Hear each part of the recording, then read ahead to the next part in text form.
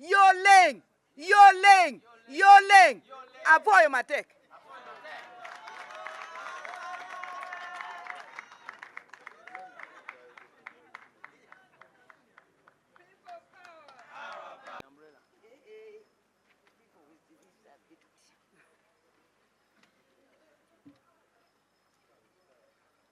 Simanyinga na biraba.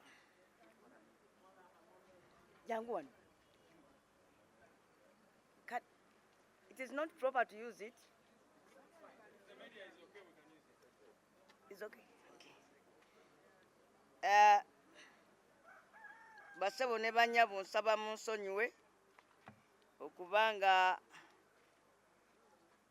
yimiridde nze naninganga atasobola naye kiva kuba nti natemulwa natemulwa ate ebiseera ebimu obulumi buno buba bw'amaanyi nnyo, especially when there is coldness or hotness. I want first of all to take this opportunity to thank the Secretary General for organizing this press conference and allowing me for the first time to address the press from the NUP headquarters. We are so grateful for the people who over 3 years worked towards bringing Ugandans together for change. And I'm here to do one little thing. It is a very little thing, but a very important assignment. It must be recalled and appreciated that Ugandans, and I'm talking about the rightful members of society, all of us, led by the principals in different change political organizations, have an obligation to save, to liberate Mr. Yoweri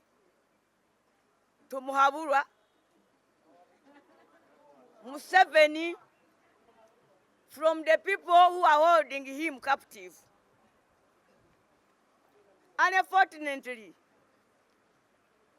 Mr. Museveni's first son, Muhoozi, Keinerugaba, I've been making a research to get his Christian name. Maybe you, ladies and gentlemen from the press, know it and you will be able to give it to me. What I'm trying to say is that Mr. Museveni's family, especially his son, and I hear at times his wife, are part of the group that is holding Mr. Museveni a captive and imposing him on Ugandans just because they don't want to end the opportunity they have to take over the resources of this country. I'm talking about the generals, the General Muhoozi ×2, General Tumwine, all of them generals, you know them. Those people are part of the group which is holding Museveni captive. I'm talking about political entrepreneurs who serve the mafia groups, running agencies on their behalf, people like Kalangwa in Bugelele, and many others, most of you know by names. I'm talking about people, mafias, who would have been in Luzira by now, but they're out of prison just because they continue to impose Mr. Museveni on us Ugandans. I want to tell fellow activists that it is our law, it is our duty and obligation to disempower this group of people who are holding Museveni captive, liberate Museveni and retire him, and take over our country. Our country will need transition from a dictatorship to a democracy. Some of these people will be jailed, but most of them will benefit from our kind opportunity to take Ugandans through reconciliation and healing.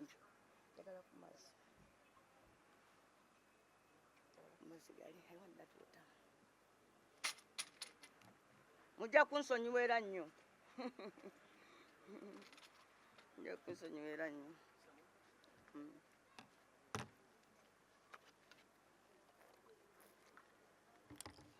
Of particular interest, I want to refer to a tweet on a social media account in the names of Mr. Keinerugaba, Muhoozi, warning, promising havoc, intimidating, and threatening the NUP principal, Honorable Robert Kyagulanyi Ssentamu, also the people's presidential candidate,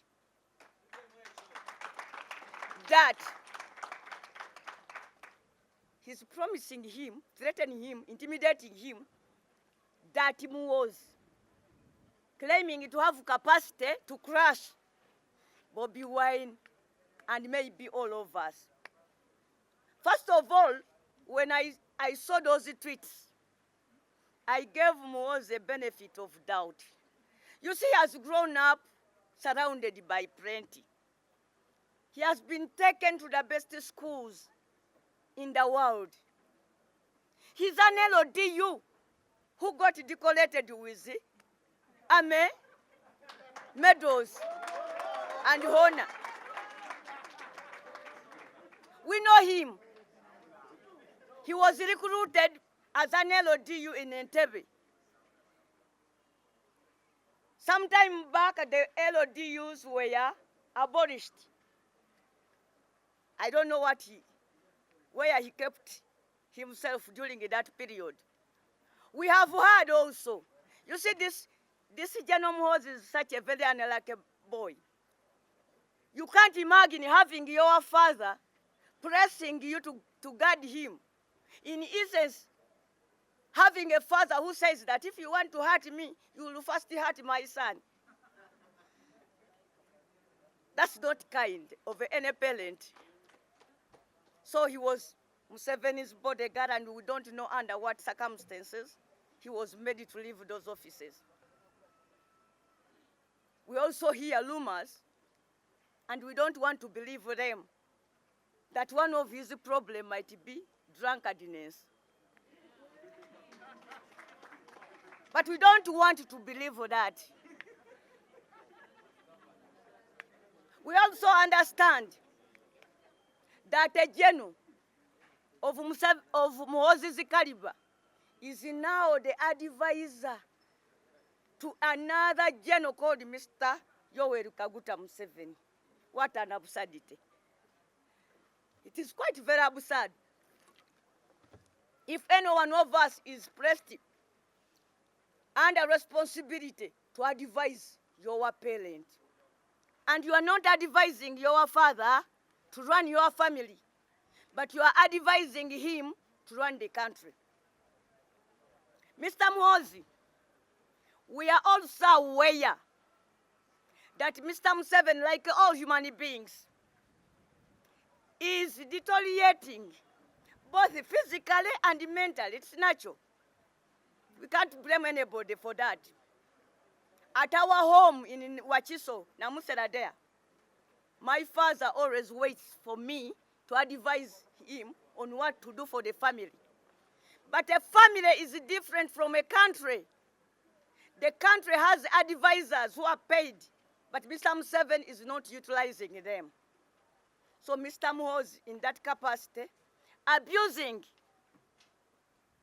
Ugandans and taking us for granted, that he starts tweeting, exposing his delinquency,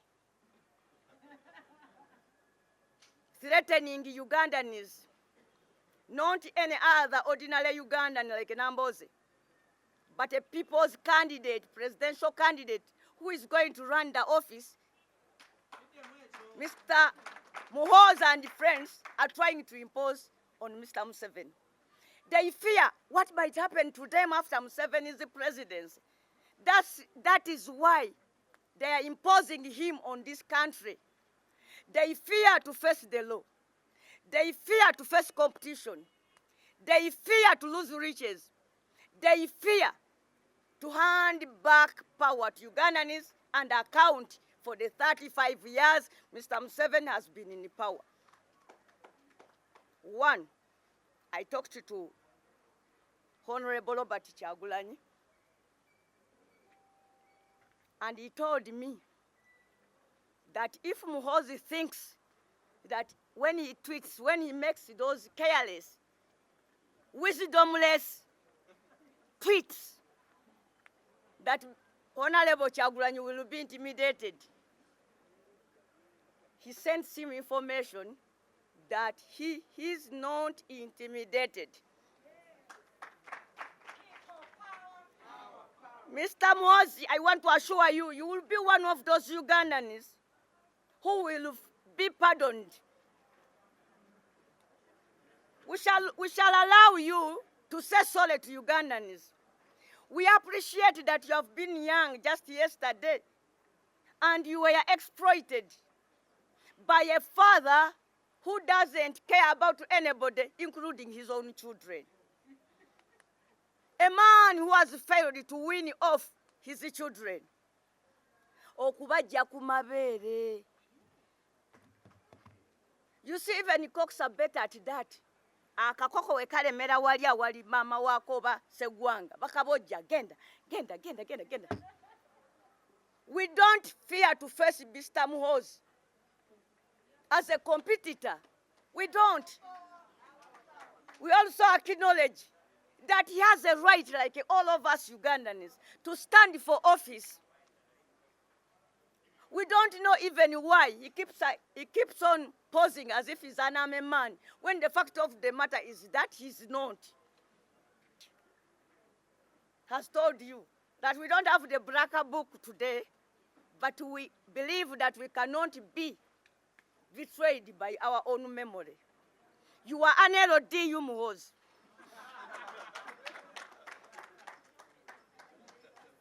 We know that deceitfully, with the deception, you have been decorated a UPDF general. You will lose those titles as soon as we take office. And we shall recommend you and press you under rehabilitation, you together with other people. You see, in Uganda we have some people who pose around as lords. Eh? When they are moving around, you can mistake them for being lords. Today we appreciate that Mr. Museveni is no more. We have another example of what happened in Malawi. In Malawi, a president lost his mental abilities. But he had a secretary, Mama Kazamira, who would get out, change government, appoint, disappoint people. It was after Kamuzu Banda was taken out of power that the country got to know that Banange, do you know what? All along we have been dealing with Mama Kazamila. The president has no mental capacity to keep in that office. I'm not saying that Mr. Museveni has deteriorated to that level, but I believe he's on the way. I said this with great knowledge because Mr. Museveni is as old as my father. And let me tell you, my father was a very clever man. But these days, he's a baby. At times I get telephone calls in Mukono. Nambooze, jango ogambe otwale daddy mudwali aganye okumira eddagala. Yangu wako. So my father at times refuses to take his medicine. He refers most of the very important decisions to me. Equally, Mr. Museveni is going through the same.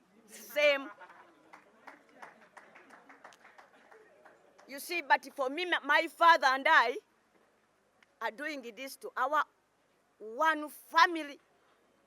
But imagine a person who does not want to take medicine anymore being your president.